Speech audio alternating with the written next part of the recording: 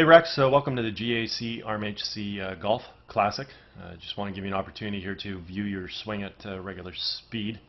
We'll let that play on through. We'll put you back in your dress position. We'll go ahead and take a look at a few things for you. So while we got you back here in your dress position, let's first of all take a look at your posture, which looks really good. Spine's nice and straight and on a nice tilt. Legs come down in a nicely unlocked position, arms hang down nice and naturally in front of you, and the club works out to the ball. So you're achieving really good posture here in association with really good balance. It looks great. At this point in time, we'll go ahead and take a look at your alignment. We can see your feet running in this direction here. Carry that out towards the fairway. Theoretically, at address, your club face is supposed to run parallel to your feet, and parallel lines on camera do have an appearance of converging.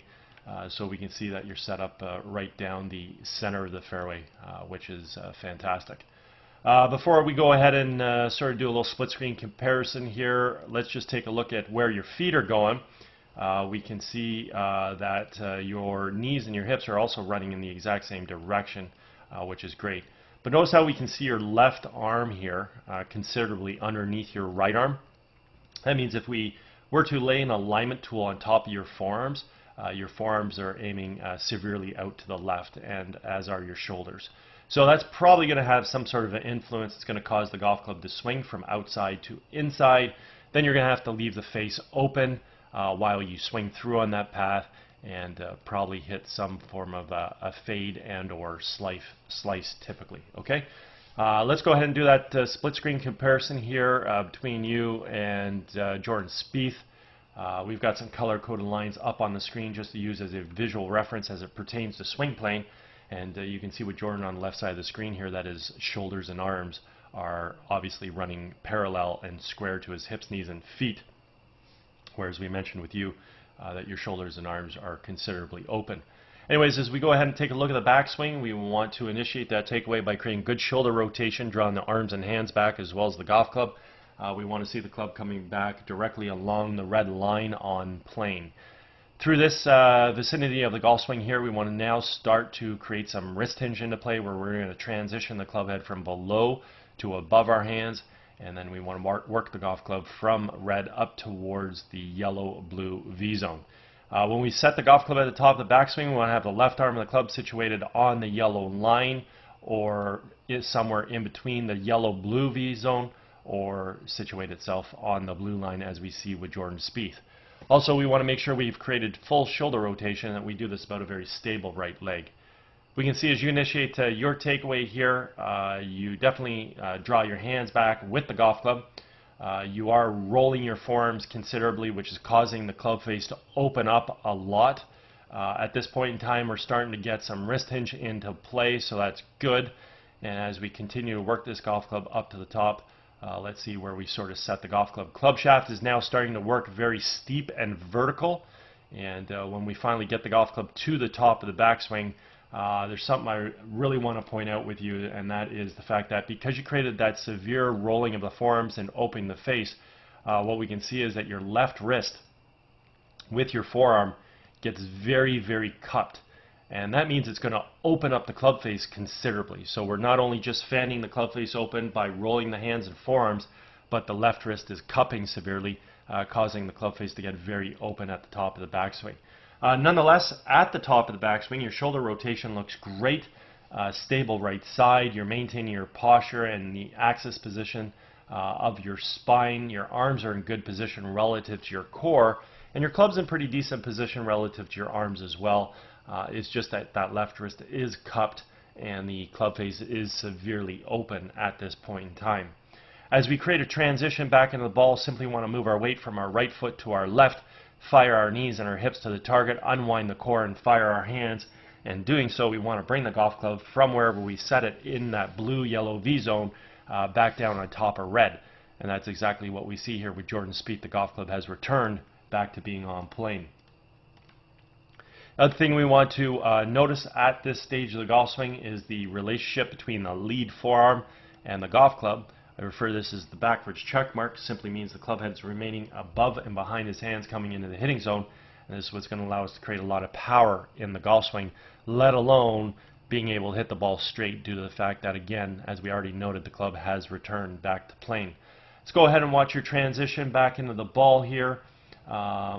We have an over-the-top move with the hands, unfortunately, quite severe actually, and that's going to obviously send the golf club way out in front of you. So we can see the golf club here at this point. We can see that the golf club is not returning back towards plane and will continue to travel directly out in front of you in this formation. So we can very clearly see, if we connect the dots, the over-the-top move and how steep that golf club travels into the golf ball. And obviously that's going to influence the swing path, moving the club from out to in. Again, with Jordan Spieth, we can see that the golf club returned back to the plane in this vicinity here, and as we track the club head coming into the ball, it simply comes into the golf ball directly from this red line, so directly from on plane, and as mentioned, this is what ultimately allows us to hit a straight golf shot in accordance to our alignment, lastly assuming that the club face squares up. So at this point in time, now that we can see that the downswings are vastly different, we can take a look at the path of the club. We can see with Jordan that his golf club is slightly inside the ball, expanding out to make contact and moving through on a nice natural subtle arc. Your club is way outside the golf ball, now dropping down and across to make contact, and then keeps on moving across the ball. So very simply put, if we were to square the club face up to this swing path, obviously what's going to happen is we're going to pull the golf shot in this direction. If we happen to release the club face relative to that path, not only will we pull the ball, but we would hit some form of a pull draw or pull hook, and the ball is going to go way too far left on us. So we have to suspect that through impact, your subconscious brain is going to say to leave the club face open. Hopefully you can block the ball a little bit right of that, impart a little bit of left to right spin, and hit some form of a fade that does find the intended target or slice. If we keep that club face too open relative to that path, the ball will start to the right, which is pretty incredible due to the fact that the club is swinging left. Therefore, the club face was wide open, and we're obviously going to be imparting a ton of left to right spin on the ball, and we're going to hit some form of a pull slice to pull fade, and or even a block fade to a block slice. So the end result of your golf shot is solely dictated based on the timing of the club face, because the club is attacking the ball from the outside, striking the ball, and moving to the inside. If we square the face, it follows red. Over release the club, it continues to follow the little yellow-red arrows. Leave the club face too open, it follows blue. And if we time it correctly, it'll follow yellow, and the shot will turn out for you. We can see here through impact that Jordan Spieth's right heel's off the ground. Yours is just barely starting to come off the ground, and what we want to do is pay attention to what kind of footwork we create through to the finish. So we can see here through the golf ball, Jordan's right heel comes up off the ground, up on the toe of the right foot. We can count all the spikes in the shoe, allows us to get our weight to our left side, our hips square around, shoulders fully rotate, hands are high, and the club's back in behind us through to a good finish. Let's watch and see what you do on your way through. We can see that you don't create a lot of footwork through to the finish, so you definitely want to learn to create this simple movement that when you do fire through the golf ball, bring your right heel up off the ground, get up on the toe of your right foot. That'll displace all your weight on your left side, and it'll be easier to square your hips around and finish the golf swing. Right now, unfortunately, your lower back's taking a lot of the brunt of that due to the fact that this is staying fixed on the ground, yet you're firing everything through to the left. So perhaps at the end of a round of a golf, or possibly at the end of the day or the following day, you could find that your lower back maybe hurts just a little bit due to that. Anyways, overall, you do have some nice athletic qualities with respect to your golf swing. I like how your hands work. You bring your hands back, you fire them through, great.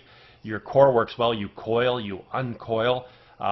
You don't have enough footwork carrying you through to the finish, but your upper body still does a great job due to your flexibility, and you still get your upper body through to a good finish. But definitely learn how to create that footwork. Beyond that, we need to learn to swing the golf club on a better plane.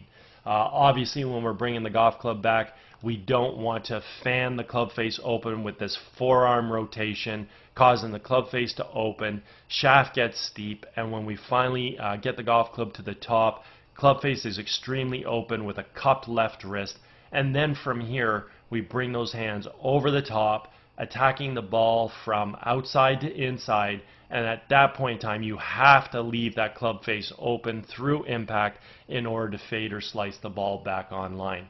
In this particular swing, the club face did square up, and we do see the ball definitely heading, actually we can pick the ball up right there, we definitely see the ball heading right over here. So your golf ball is at the tip of that arrow right now. So it might be very difficult for that ball, we can still see it, and it might be very difficult for that ball to obviously come back to the right. But when you do hit the ball well, that's what you see. You see the ball taking off somewhere out in this direction and then working its way back in this formation due to the fact of that pretty major out to in path and then the severity of the club face being open. Okay? Anyways, if at any point in time you want to work on any of these aspects of your golf game, I'm over at Glen Abbey in Oakville. I'd be happy to structure a program for you. Also, if you're involved with any golf tournaments at all and you guys are looking for a unique gift to provide your guests, touch base. I'd be happy to discuss my swing analysis services with you. Anyways, hope you enjoyed your day, and also hope you enjoyed getting an opportunity to see your swing on video. Take care.